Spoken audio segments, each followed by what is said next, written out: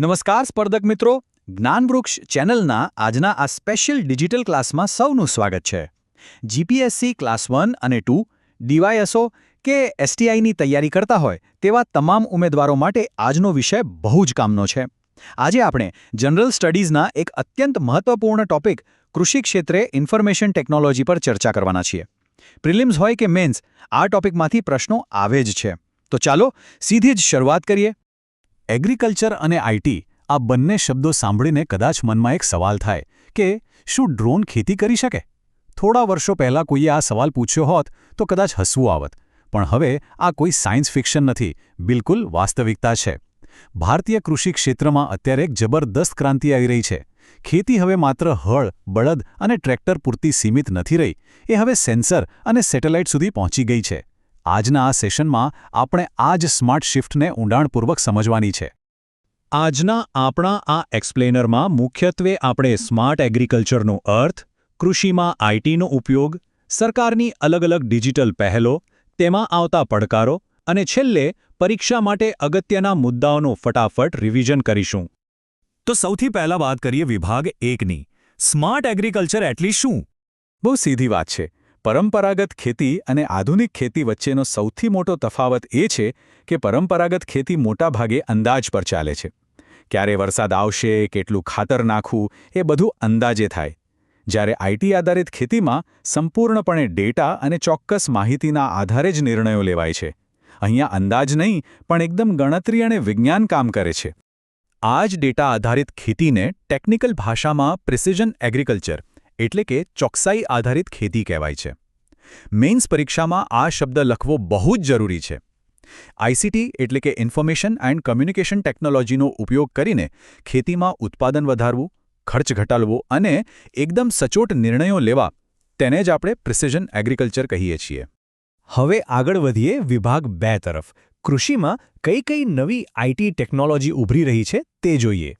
જ્યારે પણ મુખ્ય પરીક્ષામાં ટેકનોલોજી અને એગ્રીકલ્ચરનો પ્રશ્ન આવે ત્યારે આ 4 ઉદાહરણો તો અચૂક આવવા જ જોઈએ.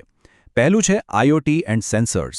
જમીનમાં સેન્સર લગાવી દો એટલે ભેજ માપીને સીધું જ પંપને સિગ્નલ આપે અને ટપક સિંચાઈ આપોઆપ ચાલુ થઈ જાય. બીજું છે આર્ટિફિશિયલ ઇન્ટેલિજન્સ. પાંદડા પર કોઈ રોગ દેખાય તો પ્લાન્ટિક્સ જેવી એપમાં ફોટો પાડતા જ એઆઈ તરત રોગ ઓળખી બતાવે છે.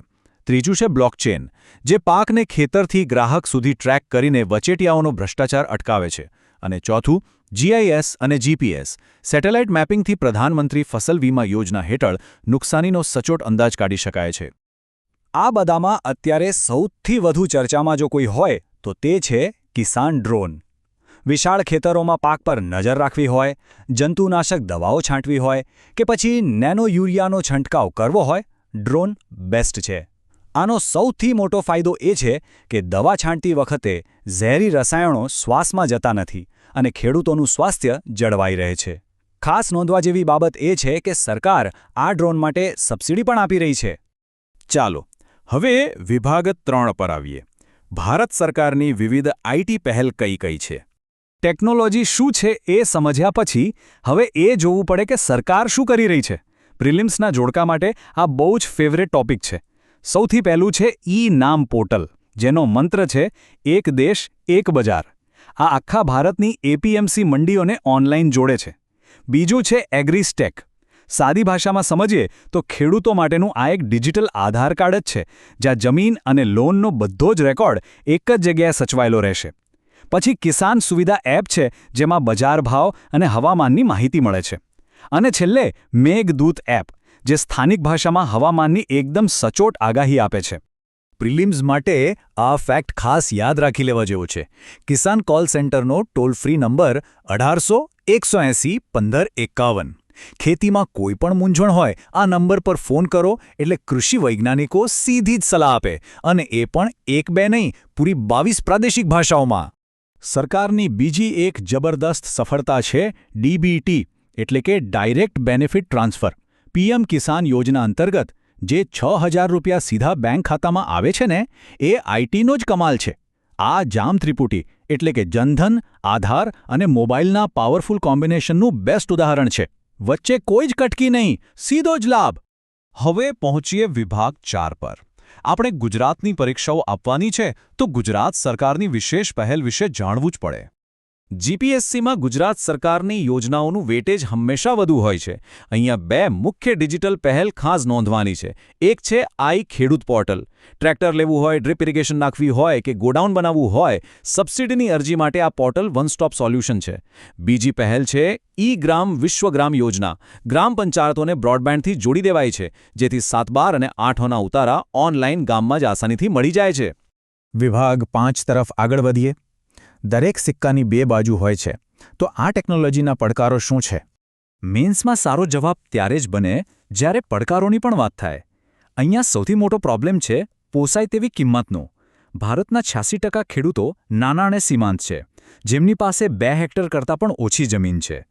હવે વિચાર કરો, શું આ ખેડૂતો લાખો રૂપિયાના ડ્રોન કે મોંઘા સેન્સર્સ ખરીદી શકે? બિલકુલ નહીં. આ જમીનની વાસ્તવિકતા સૌથી મોટો અવરોધ છે. આર્થિક પડકાર સિવાય બીજું મોટું વિઘ્ન છે ડિજિટલ ડિવાઇડ અને અક્ષર જ્ઞાન. અંગ્રેજી એપ્સ વાપરવી આજે પણ ઘણા ખેડૂતો માટે અઘરી છે. બીજું, ગામડાઓમાં ઇન્ટરનેટ અને 5G કનેક્ટિવિટીનો અભાવ.